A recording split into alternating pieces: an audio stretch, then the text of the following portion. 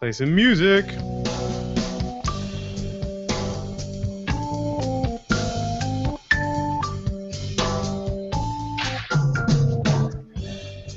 All right. Hey, everybody. Welcome to Prop Live, this weekly show that I do where I usually have a guest on, and we tackle your prop and costume making questions. And this week, no different. Going to answer questions, and I have a guest on. Hello, everybody, and welcome my pal Chad to the show. Hey, Chad, how's it going? Good. Hi. Hello. Chad, where are you right now? I am actually in Riverside, California. And so you're in. I'm in a sculpture studio right now, so there might be a little bit of noise in the background because there's people working. But. Alrighty, cool. Your video is being wonky, but that's okay. Is it being wonky? Yeah, it's just cutting out on us, but we can hear you just fine. Chad is a buddy of mine down in California, another prop and costume maker I got to hang out with at Dragon Con and at Salt Lake Comic Con. We had a really good time, and we chatted a lot, talked a lot of shop, did a lot of talking about how we make stuff, and we're gonna do more of that today. So Chad, you got a little outfit you call Hoku Props. You want to tell us a little more about that? Yeah, so I started Hoku Props about three and a half years ago. It's very game oriented. That's where most of the props that I produce come from, and it specializes more in your hard surface and rigid objects props. I do a lot of armor. I do a lot of larger scale armor as well. I guess that's kind of a unique characteristic. For example, you can see I've done Dark Helmet in the little avatar there. So that was a very large project. Right here. There we got Dark Helmet there. So you did that whole Dark Helmet, right? I did. That was actually a pretty grand scale project. I had to build a larger scale vacuum form just to be able to complete it. So the big issue, the guy that owned it is a guy named Bernie Bregman, who runs Nerds Like Us, and he had been doing Dark Helmet for a while. He'd had another prop maker make his helmet. The problem is the thing weighed probably about 11 pounds. So the project was to go and see if we could lighten it up a bit. So we got that one down to about 1 pound and 8 ounces, and we did that through a vacuum-formed dome as well as a vacuum-formed mask. It weighs something like 1 pound and 8 ounces. So it's significantly better for him as far as his back goes. So. Yeah, that's really cool. I think I got to see that one at Kamikaze last year too, running around. Yeah, he was actually at Dragon Con as well. Oh, that's right. That's right. Yeah. Recently, I got to see this sweet thing you had at both Dragon Con and Salt Lake Comic Con. Your Mirak mask. This thing is cool. Yeah. Talk about a heavy mask, right? Right. So that mask, it was a very large scale mask. There was a lot of ornamentation that, kind of, I guess it felt very ornamental to me. But the whole thing was cold cast brass, so that definitely helps the finishing process, I'd say. But since this one, I've actually recast it. Smooth-On sells a couple products that can help lighten up your resins. Eurofill 15 is a micro balloon, and then they even have a Featherlight-based resin, which is basically just got the micro balloons built into it. So the new helmet weighs about half of the one that the original one did. So that's a little really bit better cool. for you. Yeah, I actually just picked up some Eurofill 9 to play with for doing Which one's that? It's supposed to make it brushable, so you can brush on a layer like on the inside of a mask or something. Like a thickening agent? Yeah, kind of. Cool. We'll see. I haven't played with it yet. It's basically just silica. You definitely don't breathe it in. Yeah, there's another product called ProLight made by Silpack, and that's a thickening agent as well. It's primarily used to help with the rotocasting process. Resins are too thin, and when they first get mixed. So when you put them in a rotocast machine, they'll get a lot of webbing. So what the Eurofill or the ProLight does is helps it be more of a thick, viscous material to stick to the surface. There you go. So yeah. Anyway, Chad's a guy who knows what he's talking about and makes some really rad stuff. If you go over to Hoku Props on Facebook, you can see what he's up to. Definitely go give his page a like over there. Keep up to date. They have all the cool stuff you got going on. You have anything cool coming up soon that you want to talk about? Any new projects or anything?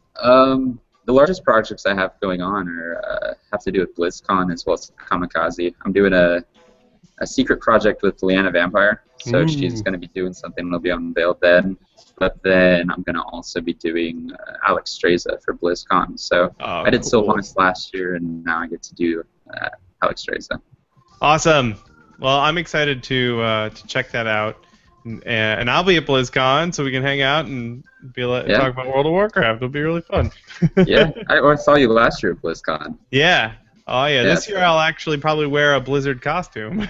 sweet. I know personally, I want to do a witch doctor from Diablo 3 with Oh a big yeah. old giant mask. So That would be crazy. Yeah. yeah, Cool. Well, I got one thing to chat about before we grab some questions. And folks, if you're okay. watching live, there's a Q&A app on the event page where you can ask questions, and then we'll answer them. But before we get to that, I want to point out, let's do this thing again.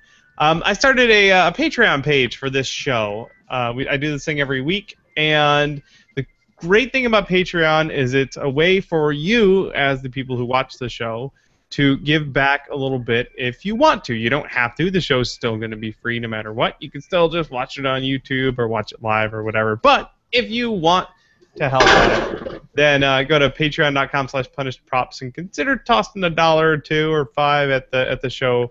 And the cool thing is, if it does start, like we already have 11 people in, and that's $21.50 per episode, which is actually more than I make in ad revenue. Woo! So that's really cool, and if we hit 50, then I can turn this thing into like a legit show with show notes and links to all the stuff that we talk about. And then there's some other really cool goals that we have there. So please go check that out and think about throwing some cash at the old show. Thanks, guys. And then now it's my face. All right, cool. So you ready to maybe answer some super cool questions there, Chad?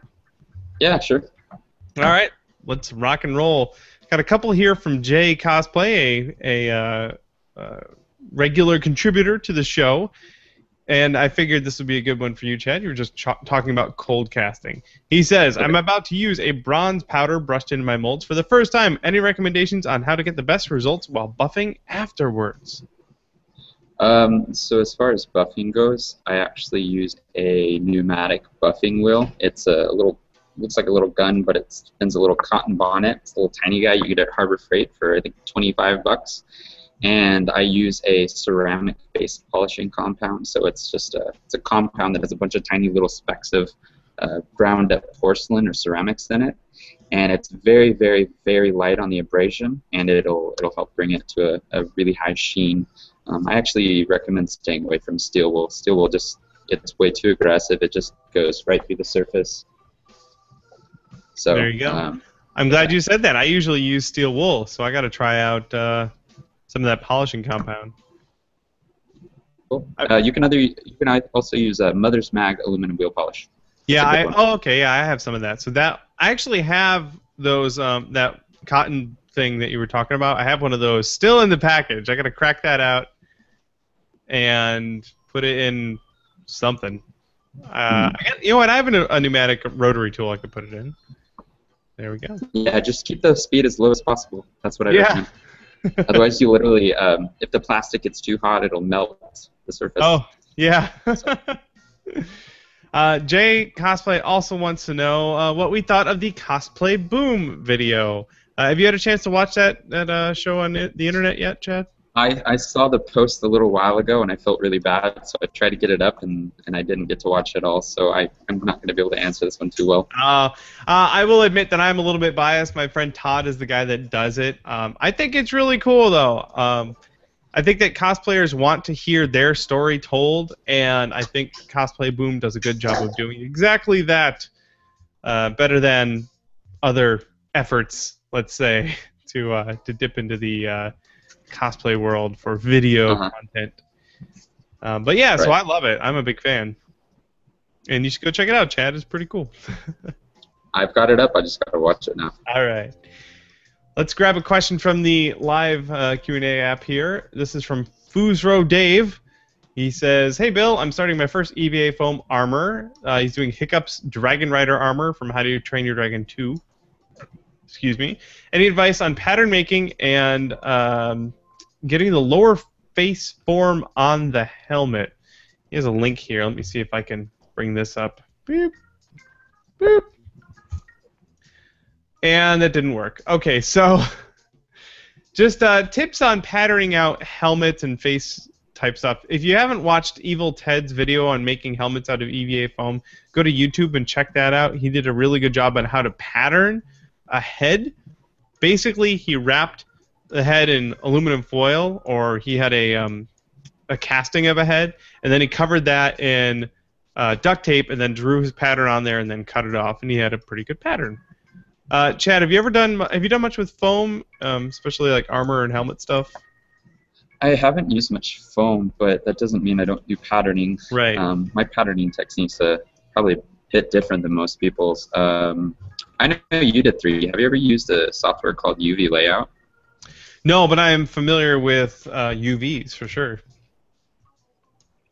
Okay, so UV Layout, what it does is you go through, it's kind of like Epicura. You'll unfold, you'll make cuts in your 3D model, and then it'll unfold it. UV Layout does a really good job of keeping everything proportionately from stretching, and so I'll actually 3D model it, and then I'll create a texture map that works as a pattern. That is really cool. Here it is. If you guys go to uvlayout.com, and this little image on the right here is basically that's what UVs look like when you unwrap them.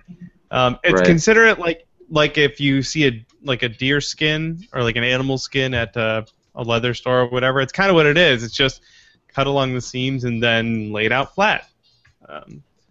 So you would everything starts in 3D for me though. Yeah. Oh, really? I ought to do more of that, considering I have a degree in it. Cool. So there are a couple options for you, Foosraw Dave, to go try that out. Good luck. Boop.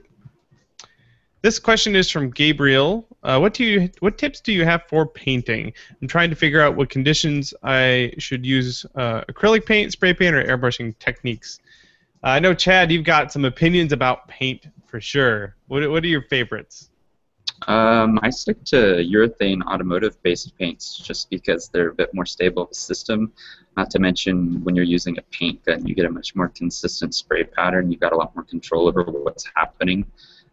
Spray paints just take a long time to cure a lot of the time. And so if you're using, I've had much more luck with automotive paints. Not to mention, they're literally designed to go down a freeway at 8 miles an hour while resisting rock chips. Yeah. So. Yep. Any convention conditions you'll definitely be able to withstand with that kind of paint job. Right. And I'm gonna be definitely trying some of that stuff out myself.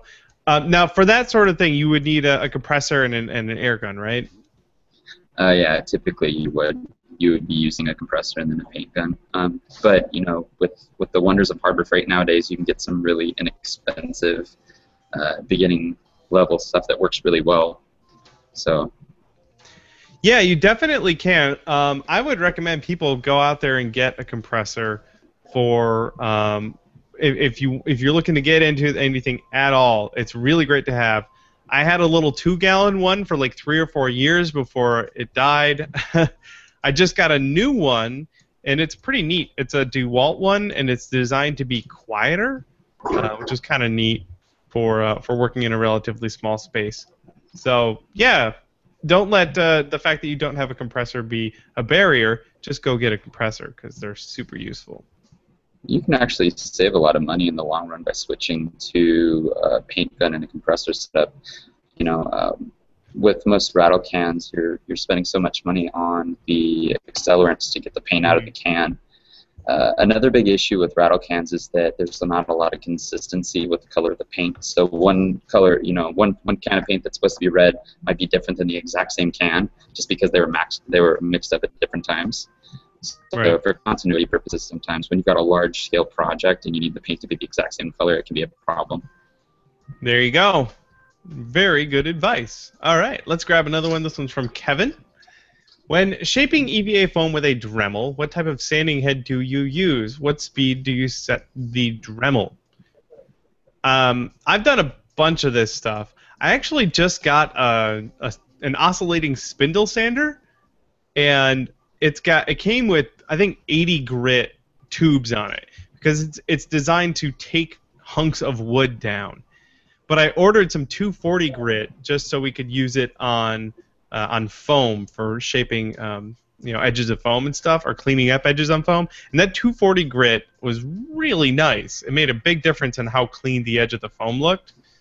So same thing with the Dremel. You can get little Dremel sanding heads in different grits. I was actually just the other day looking up how high of a grit I could get for my Dremel sander head, because normally it's something like 100 or 80, and that leaves gouges in the foam. But if you get like 240 or higher, it's a little bit better. But yeah, just go to Amazon and buy a whole box of them for like $5 and play with it and see what you like. You have Chad, what do you use for a rotary tool?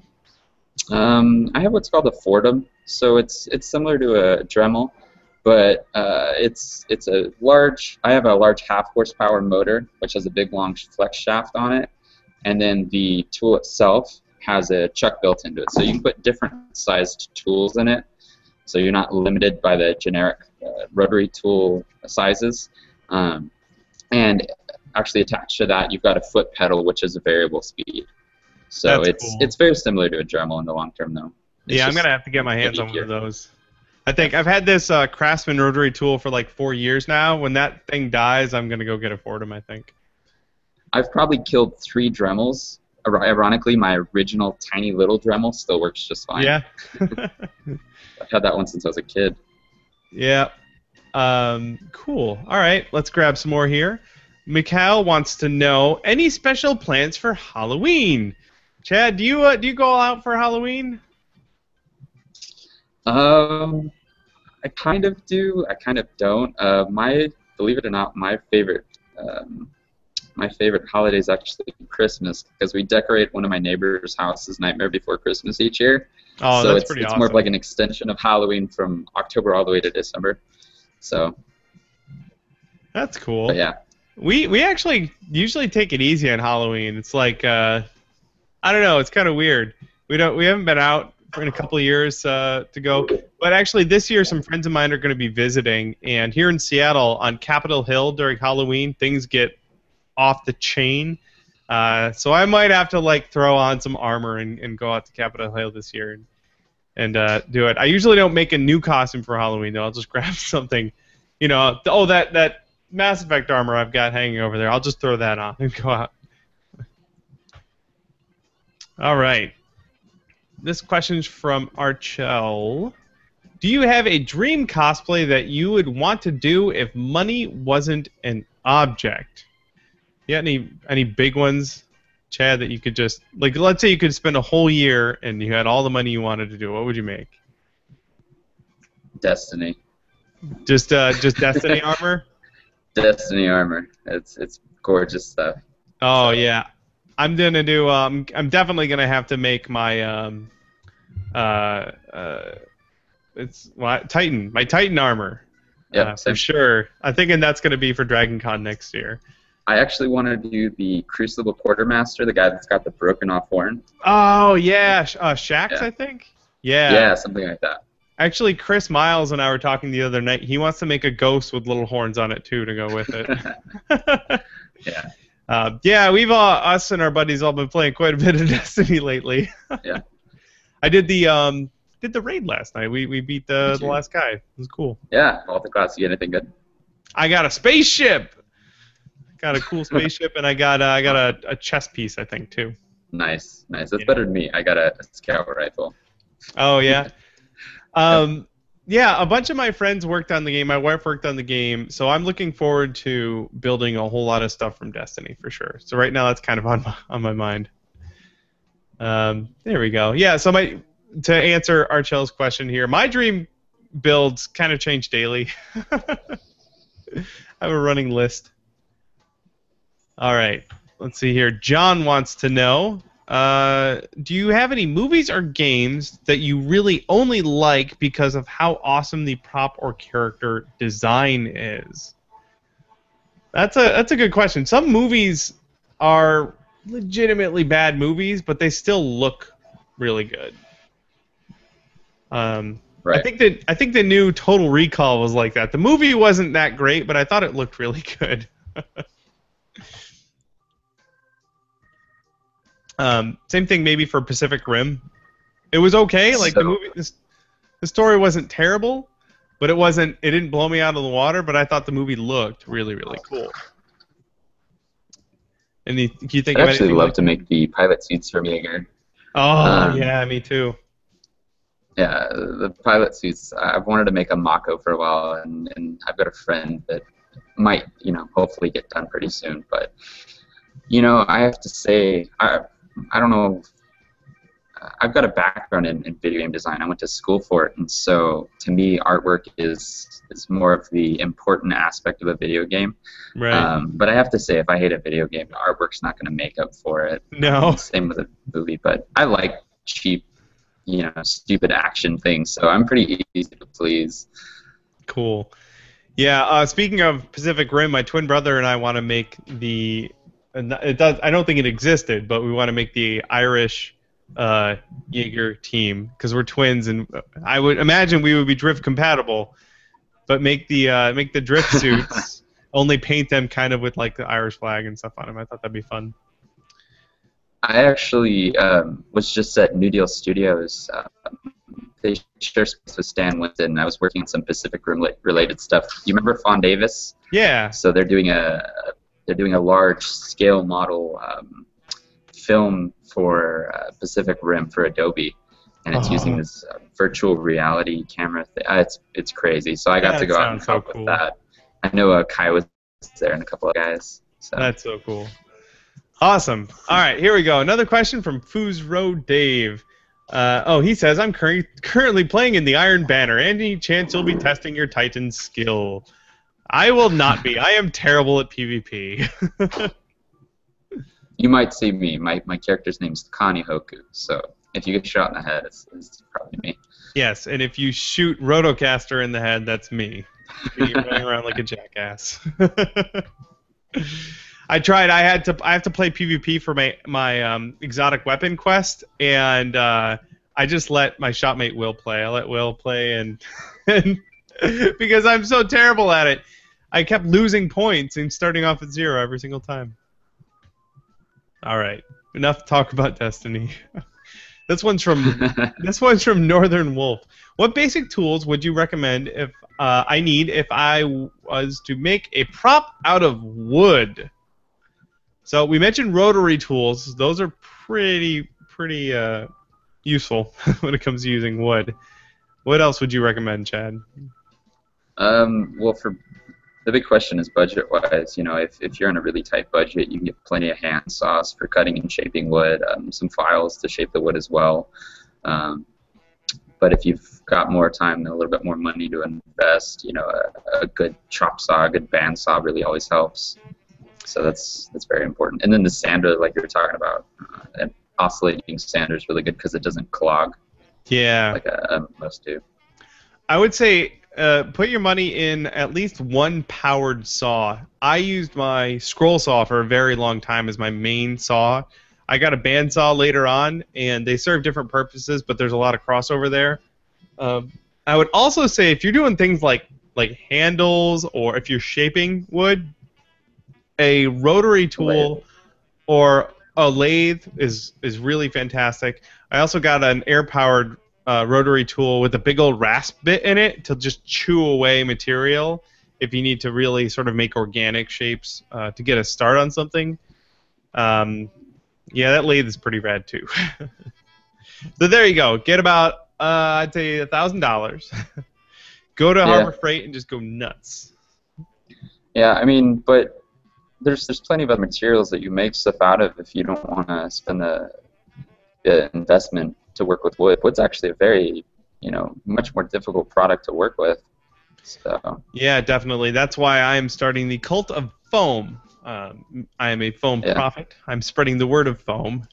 You can use a knife and a Dremel and a heat gun and some glue, and that's all you need. You can make anything out of that.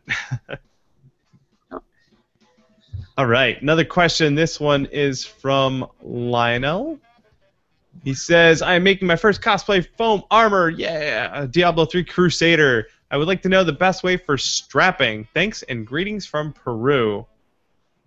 You are in luck. Will just posted a thing. If you go to wmarmory.com, you'll see after I hit this screen share that he just put up a how to strap EVA foam armor tutorial up on his website. So wmarmory.com, how to strap EVA foam armor. And he has a really great sort of diving into the nuts and bolts of putting straps onto your foam armor. The big thing really is use hot glue, use nylon straps, and then score the foam before you put the hot glue down. That way the glue has a place to go that sort of grips onto the foam and won't tear out later. Do you have anything else you'd like to add to that, Chad? That's honestly what I use for everything, regardless of whether it's EVA. I use nylon strapping or webbing, so that or leather if it's needed. But there you go. The strapping is cheap. So yeah, it's really, really cheap and really strong and useful. All right, another one from Northern Wolf. Will you be making a book on prop making? And in your opinion, what would you recommend for the best material to use for props? I actually did a book called A Beginner's Guide to Making Mind-Blowing Props. You can find it at punishprops.com. And like Chad was saying before, the materials you have the skills or the tools to use are the best materials to use. So Chad, if you were going to make like a prop sword for a video game, where would you start? What materials would you like to use? Well, so I have access to a laser cutter and a CNC machine, so it kind of changes the game a bit. I can go draw something in Illustrator. I can make a vector file and cut it straight out of the different material. So for making a sword, my typical approach is to use either MDF or acrylic and then cut out where the sword blade is going to be, the edge. And then I'll inset that vector file and cut a separate piece, and then just it'll kind of have a step, and then I'll fill that with some Bondo, and then that gives me a nice, clean, even, symmetrical edge. So that's how I work. So you could do and you could do something similar too. Like I was saying before, I use my scroll saw for most of what I did for the last couple of years, and you could basically use that same technique with any material, like, let's say, a piece of wood and your scroll saw, and cut out your layers just like that, glue them together, and then fill in the bevels with Bondo or epoxy sculpt or something like that. So yeah, Northern Wolf, whatever tools you have on hand, you could sort of adapt to whatever materials you want to use or whatever materials you have access to. I know I'm kind of spoiled because I can go to Lowe's like 5 minutes away, or I can go to Tap Plastics about 20 minutes away, and I can get almost any material that I want, and it's pretty handy. But not everyone has access to those materials. All right, thank you for your question. Let's grab another one. This is from Newbington. And guys, people who are watching live, feel free to ask some more questions. We're running a little low, so just start sending them into the Q&A app, and we'll answer them. All right. Newbington says, "What's the oddest build you've made to date?" As I type this, I realize that most fiction props are odd, but hey, you made anything really weird, Chad? Made anything weird? I've made a lot of weird stuff. I just don't know if it really is involved with props. So I've done a lot of. I've got a sculpture background, and so I know with all the effects and mold making experience, I've helped. I taught people. I taught a company that made dildos how to make molds. So that was kind of that was an interesting side project. That's a nice little footnote on your resume right there. Yeah, Definitely something weird. else. My mom was proud, right? Yeah, that's weirder than anything I've made. I wish I had something weird to say. I made space guns and fantasy daggers. I haven't really done anything too bonkers. But if you if you want something made that's really weird, you let me know. That's awesome. All right, thank you, Newbington. This is from Squeak83. With the New York Comic Con new props rule, do you think this is a heavy-handed approach, and what is your opinion on balancing the need for security versus accuracy of props? I don't know what the new New York Comic Con props rule. Let's see if I can find out. Or prop policy or whatever. I know that a lot of, or just about every convention does have a strict weapons policy. Usually you have to get it checked out at the door to make sure it isn't real or functional in any way, and then they'll put a zip tie on it to make sure everyone knows that you got it checked out and you're good to go. Most places will put it on a handle or something so you can cover that zip tie when you're posing, and it looks really cool. Chad, have you heard anything about New York Comic Con and their weapons policy? I haven't. I just Googled it, but their website's being slow. So yeah.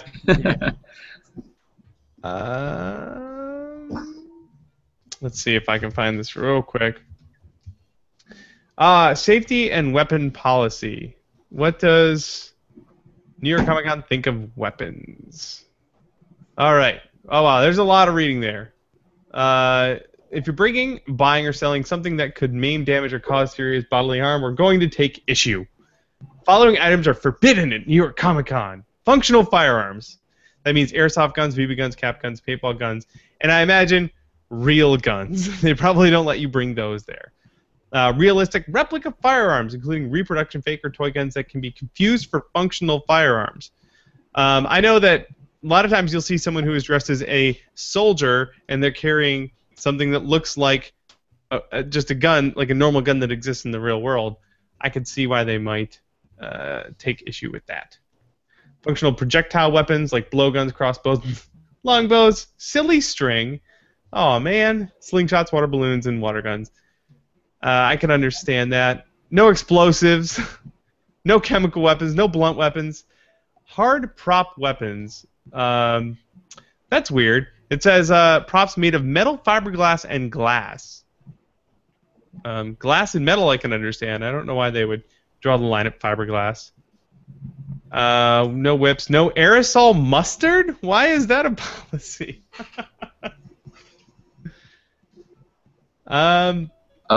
You know what? I just found some cliff notes, and it seems from what it is your prop can't be made anything that is hard or a blunt material. That's interesting. At the bottom it says prop weapons will be allowed providing they are comprised of foam or cardboard only. Yeah. Prop firearms are allowed only if they cannot be mistaken for real weapons. So, for example, last time I went to New York Comic Con, I brought an axe that was a resin casting, and they almost didn't let me in the door because it was cold cast, and it looked very real. But they let me in with it. But that's a solid resin piece, and if these rules are consistent, then they wouldn't let that in now, which would be a bummer. And I guess wood. If you made like a sword out of wood, they probably wouldn't let you bring that in either. I don't know. I think that they may be drawing the line a little too far. I really want to know what the story behind aerosol mustard is. Like, why is that listed on there? Anyway, I think all aerosols are not allowed, aren't they? Probably. Anything under pressure. Yeah. Anyway, it's managing security at a big event like that can be a nightmare. And unfortunately, it only takes one jackass with a giant fake sword doing something really stupid to kind of ruin it for everyone else. I don't know if something like that happened at New York Comic Con, but unfortunately that is the case sometimes. All right, I'm going to have to investigate that further. But I'm not at New York Comic Con, so... All right, this one's from Jordan. Hello, I'm currently making tri-beam laser rifle from Fallout out of MDF and PVC. What techniques would you suggest for simulating weathering and general grime on the prop? Chad, how do you like to weather your props? So I do most of my weathering with airbrush, just acrylic paints. I use specific type of acrylic paints made by Createx and Wicked and Auto Air Colors. So they've got a Well, Wicked's got a slight solvent in it. It dissolves really fast and dries really fast, but it's just, I mean, my techniques are all painting and then dry brushing. So sometimes I'll put some little, dirt and grit and grime in there, but Yeah. I like using just acrylic paints and stuff, brushing and wiping it off. But I also just started using weathering powders recently, the sort of thing you would get at a hobby store. And that stuff's really cool for doing, like, make something look sooty or smudged. Because you kind of, it's additive. You just brush it until you have enough on there that you like it. And it's kind of cool. And I usually combine that with paints to sort of get the look I'm going for. you've also used patinas though, haven't you? Yeah, I had a lot of fun with that. I got this company called Sophisticated Finishes makes a solution that oxidizes metal, and then they sell paints with metal in it. The paints are okay. I prefer to use actual metal powders, and really you just rust them. And it's not simulating rust, it's making rust, and it looks legit, because it is. So that's a Yeah, lot I of know fun. you can use iron powder and then it's like a vinegar and a couple other Right. chemical solution, and that'll cause it to immediately rust. I think Volpin did a really good write up on it with Yeah, he did. If you his go to General helmet. Instructables, yeah, look, or go to Instructables and look up the thing he did on his Wonderflex armor. Look up Wonderflex armor tutorial. He did a whole part about that, how he did all the rusting on that. There you go, Jordan. All right. Another one from Foosrow Dave. For a first purchase, would you recommend a scroll saw or a bandsaw? You have a favorite, Chad? If you're going to do like weapons, anything larger, absolutely a bandsaw. But if you're going to do small, intricate work, you can get a scroll saw. What's cool about a scroll saw is you can get, if you look up like jeweler's saws and jeweler's blades, they have like spiral rotary blades. You can put that in a scroll saw and you can cut in 300, a full axis. Yeah, I got to get my hands on some of those spiral blades for my scroll saw because I've used it a That's, lot. I like it a lot. well, I mean, honestly, rather than, I would say actually a bandsaw. Yeah, I'll just solid go with a bandsaw because you can get a little jeweler's saw and you cut it by hand. It's going to take you a little Right. longer, but it's under $10. Yeah. Boy, I tell you, I got that scroll saw first just because I had a gift card to Sears, and I was like, that one, and I bought it.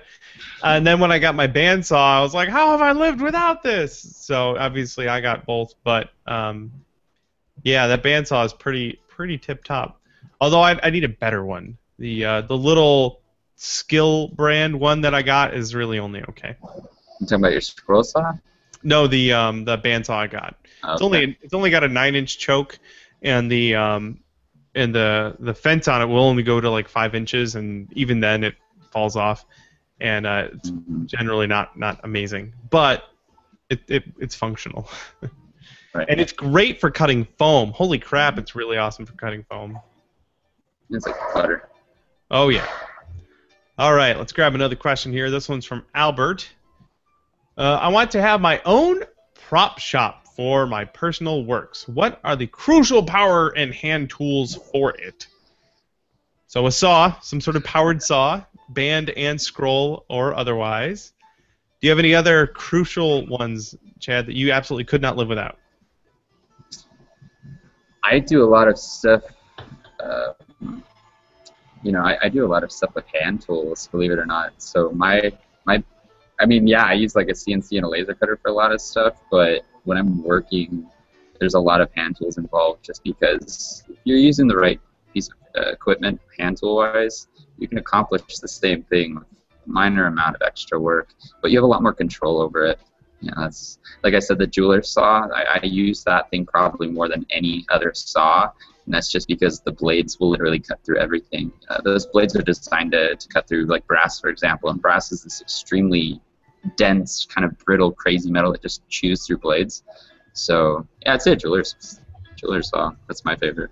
Awesome. I really like my disc sander, and to a lesser extent the belt sander. They both have their purposes. I actually have the belt and disc combo, and I want to get just a standalone disc sander, just a big like a 9 or 12-inch one. That thing is awesome, and you can feed anything to that, and it'll just chew it up. I have a oscillating sander kind of like yours, but it's got an attachment where you can switch from a belt sander to a spindle sander. Yeah. Is that the rigid one, the one that they make? I think so. It's orange. You Yeah. know, it works great considering. That's cool. I might have to. Well, I don't know. I got that oscillating spindle sander, and that'll probably keep me tied over for a little while. All right. There we go, Albert. Another one from Northern Wolf. Any tips for using LED lights? Where to buy them? Yeah. I like superbrightleds.com. They're pretty good. You got any favorites? Yeah. There's a company called ADA Fruit or Adafruit. Oh, yeah. And they make really, really awesome LEDs. They sell these little LEDs that have a built-in little microcontroller in them, and so you can actually use using an Arduino. Like if you wanted to set up a matrix, you only have to have like 2 or 3 inputs. So I don't know if you remember at DragonCon, I had the LED matrix eye patch. Right. That thing literally only had 3 wires. So. That's cool. Yeah, there's a lot of companies out there that are doing electronics type stuff and putting together packages of products like that. Like SparkFun does some stuff. I think a company called Element 14 does that too, and Adafruit. All worth checking out for sure. Whenever I'm doing LEDs that just turn on and stay on, I just get like a 3-volt battery, a switch, and the LED, and I just run them all in parallel. And that's all I do. But there's a lot of other cool stuff you can do with a lot less, not much more effort, for sure. Boop. All right. We've got another question from Newbington. Have you ever had to modify a tool to make better use of it? For example, Newbington has ground the tip of a soldering iron to a fat needle to be more useful. Sure, yeah, I've done that. Can't think of an example right off the top of my head, but I've definitely modified tools to my use. I try not to modify anything with moving parts, especially if it's got a motor attached to it. But one of the great things about, like, I'll give you a good example. I've got these little metal, like spatulas and stuff. They almost look like dentist tools, and I use them for sculpting, and they're really, really cheap at Harbor Freight. So I'll take one and just grind it down to a shape that I need. And if I need the shape it previously was, I'll just go buy another set of them because they're like $3 or something. Yeah, I actually do the same thing using the same tools. One other change though is, well, with like the dental tools like you're talking about, or any of the other clay sculpting tools, I'll typically take some epoxy sculpt and build it up around the handle, just so it's a little bit more ergonomic and I can get a better grip on it. Oh, Mr. Fancy Pants over here with his fancy ergonomic handles. It's a good idea.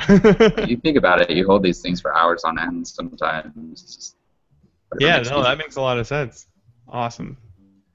Cool. I ground down the end of my soldering iron, but that was only because it was broken. All right, this one's from Petros. I'm looking to carve. Let me see here. Looking to carve and mold an Oblivion keyblade from out of wood. Do you see any obstacles when carving half the blade into a plank and then creating a box mold from each half? Or the biggest benefit for me would be to avoid clang and massive leaks. I think what he's saying is he's going to build half of it, mold it, cast that twice, and then stick it together. Does that make sense? That makes sense, but it's not going to work that way because the 2 halves are going to be different. Maybe I'm misinterpreting it. But if you are, let me see. I mean, unless they're going to be completely symmetrical. Yeah, if it's symmetrical, then it'll work out. I'm not familiar with the Oblivion Keyblade. See, I've actually made one. I've made an Oblivion, and the blade itself, you know, the protrusions, they stick out on different sides. So, for example, on the end of the aspect, if you have raised elements on there, if you were to mold that, and you couldn't put it together because it's gonna be on the exact same side. It won't be flat. It won't be seamless. Right. Yeah, you will have to build a 2-part mold of build the whole thing, both sides, and build a 2-part mold of it. There may be elements of it that you could mold and swap on the other side. So, up to you. Up to you and how much effort you want to put into mold making for this sort of thing. Now, you know what he could do, though, that would work is if he molded parts of it. So any part that's going to be completely symmetrical on both sides. So, for example, like the upright section that has the chain, and then the handle that has like the kind of wing pattern on it. Like that can all be done at once, and just cast both sides in your half, and then glue those together. But the actual blade part itself, the key aspect, you would have to do, each side. But that might be a way to save money. Sure. Good luck, Petros. All right. This one's from Kitsune. I am making a suit from Kamen Rider. How do you suppose I should go about making the eyes with sort of a compound eye effect? Let me see here. Kamen Rider. Oh, they're like bug eyes, basically. It looks like a compound eye, like a bug. That'd be tricky to do and still be able to see out of, I think, or see properly. Yeah. If you have access to a vacuum form, doing bug eyes on a vacuum form might be one of your best methods. Actually, there's another way you can do it. If you just if you were to take a piece of MDF and then cut your oval shape in it, in both pieces, and sandwich a piece of like PETG plastic in between it, and you just put it under heat, it'll droop on its own. Oh, there you go. That's how I used to do the Venture Brother Henchman goggles without doing any vacuum forming. Just heat. That's a good one. Yeah. I know there's a guy on Etsy that sells visor material that comes in a photoreflective red surface that's one way. That might look really good. That's cool. So you could get a plastic or a visor material that's already the color you need, and cut out a form, 2 pieces of MDF, and then just heat it up until it makes a bubble with gravity, and you've got yourself a dome-shaped eye thing. There you go. Boom. Okay. This one's from Juan. Hey guys, how's it going? It's going good, Juan. Yep. I'm planning to do a head cast out of expanding foam to have a generic head to work off of for helmets. Have you done any mock-ups with expanding foam, or do you have any tips for life casting? Chad, you do any life casting? Yeah, I've done quite a few head casts. So I'm assuming he's going to do a head cast, and then he wants to do the casting out of foam. That sounds about right. Sounds like a plan. Go for it. It's pretty straightforward. I use Smooth-On's catalyzed expansion foam just because it's a much faster set. You get it's self-skinning, so the surface of it will be completely smooth, just like it would be with resin. So you're not going to have any issues with clay getting stuck in nooks and crannies. You're not going to have like bubbles on the surface. So I would also say with expanding foam, a lot of times it's easy to assume that it's going to expand into all the areas of your mold, but it's not always the case. So what I found is when you mix it up and you have a very limited time that it's going to want to move around before it's just a big pillow, it's pour it in your head mold and then kind of move it around a little bit, especially like the chin, which is a big overhang, and usually in most molds like that. You want to get some material to touch that surface because it won't want to expand into that. So the tip of the nose is sometimes an issue like that too. So pour it in your mold, kind of move it around a little bit so it gets on every surface in there, and then let it expand out. Also, the expanding foam you would think would just come out of the head hole, no problem, but it pushes out a lot. So make sure that it's taped together really well. Otherwise, your head will there'll be a seam at the neck, and your head will be wider than or longer than you think it should be. Ask me how I know that. There we go. Thank you for your question, Juan. There we go. Another one from Newington. I mentioned a while ago a costume I want to work on. Dog from Half-Life 2. With something gorilla-esque like that, how could I make the arm sturdy enough to walk on? Or do you think that's even necessary. I know I've seen a lot of people do costumes like that with the arms are extended, and in fact, if you watch the newer Planet of the Apes movies, they did all their mocap stuff with people, but they had these like extensions on their forearms, like crutches, and they would run around. They were basically pretending to be apes. You could probably build something very similar to that. You could even probably build it out of crutches to run around with your hands basically on the ground, but not like hunched all the way over. You have any insight to add, Chad? I think the crutch idea is actually good. I'm looking at a picture of the dog right now, and he actually has he's got a cord that runs from his shoulder down to the wrist. So you might even be able to get some sort of articulation going on if you set it up properly. There you go. I'm checking out an article. Squeak83 posted a link about an article about this weapons policy with New York Comic Con. It's not really adding a whole lot.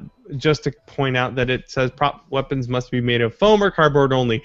I'm interested in hearing how that pans out this weekend. What they're saying in this article is that they changed their policy, but they didn't really tell anyone about it, which is a bummer because people could show up to the con with a prop they used last year, and they show up again, and they say you can't bring that in, and then you're like, well, I took the subway here. It took me an hour to get here. You tell me I have to go home and then come back without my prop?